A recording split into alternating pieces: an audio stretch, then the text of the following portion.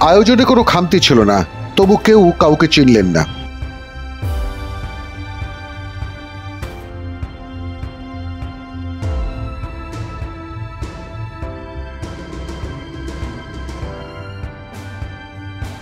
কেন্দ্রীয় বঞ্চনার বিরুদ্ধে বীরভূমে 3টি মহামিছিল করবার সিদ্ধান্ত নিয়েছিলেন অনুব্রত মণ্ডল। তারপরই তাকে সরে যেতে হয় সভাপতির পদ থেকে কাজল আশিসের গোষ্ঠীবাজির কারণে।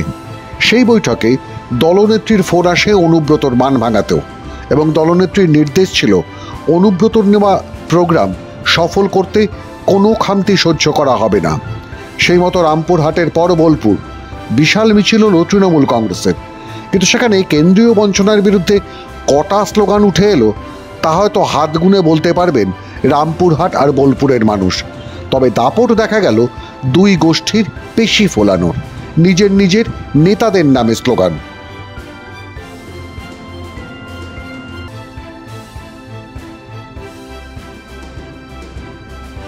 কাজলপন্থীরা যেমন প্ল্যাকার্ডের মধ্যমণি কাজলকে করে বাকি 8 জন কোর কমিটির সদস্যকে কম গুরুত্বের দেখিয়েছেন, তেমনি অনুব্রতপন্থীরা আবার দক্ষিণী সিনেমার নায়কের স্টাইলে বিশাল বিশাল অনুব্রতর কাট আউট দিয়ে ভরিয়ে দিয়েছেন মিছিল। এছাড়া বীরভূম কোর কমিটির সব নেতাদের মুখ নিয়েই ছোট ছোট বোর্ড করে পথ হেঁটেছেন কর্মীরা। দেখলেই বুঝতে পারবেন কে কোন গোষ্ঠীর সমর্থক।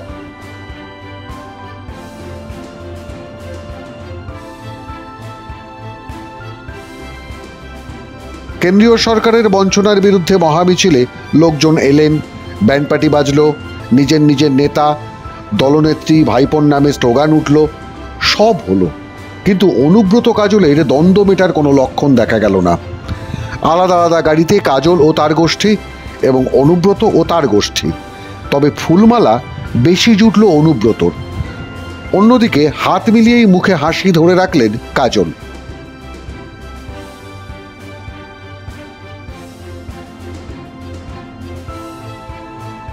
সব কিছু শেষ হওয়ার মতো কারা না কারা, ব্যান্ড বাজনা, সিটি টুইস্ট সব মিলে বীরভূম তৃণমূলের মহামিছিল এক সময় শেষ হলো।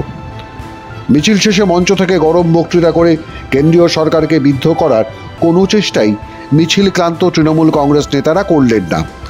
বরং তৃণমূলের মহামিছিলের শেষেও কেষ্ট কাজল দ্বন্দ্বের ছবি স্পষ্ট। দলের বাধা মঞ্চেও উঠলেন না অনুব্রত, বরং মঞ্চের পাশে গাড়ি থেকেই সমর্থকদের উদ্দেশ্যে ভাষণ দিলেন।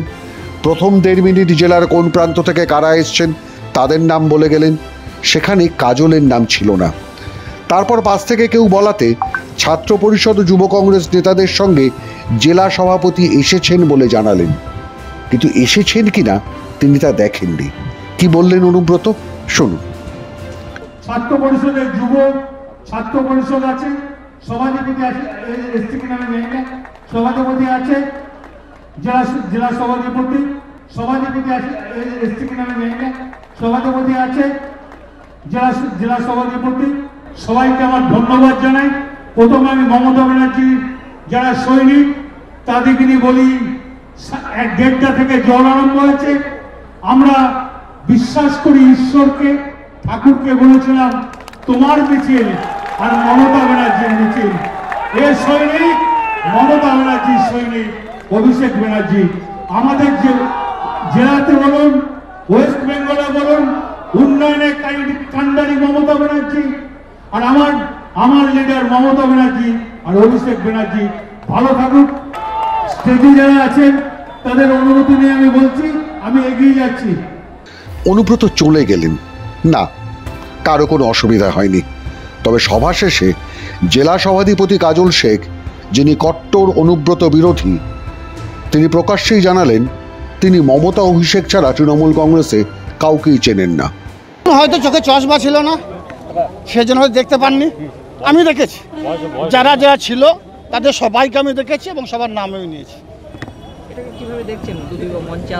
আমি একজন মমতা বন্দ্যোপাধ্যায় সৈনিক, আমি অভিষেক বন্দ্যোপাধ্যায় সৈনিক। আমি মমতা অভিষেককে ছাড়া কাউকে চিনি না।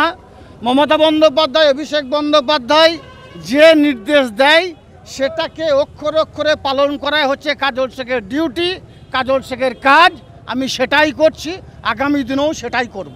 আসলে অনুব্রতর গাড়ির পিছনে ছিলেন কাজল শেখ। মঞ্চে অনুব্রত কাজল শেখকে দেখতেও পাননি। নইলে 2 মিনিট 48 সেকেন্ডের বক্তব্যের 2 মিনিট 8 সেকেন্ড তিনি ব্যয় করেছেন সকলের নাম বলতে। সেখানে সভাধিপতির পদের কথাও বলেছেন, নাম বলেননি।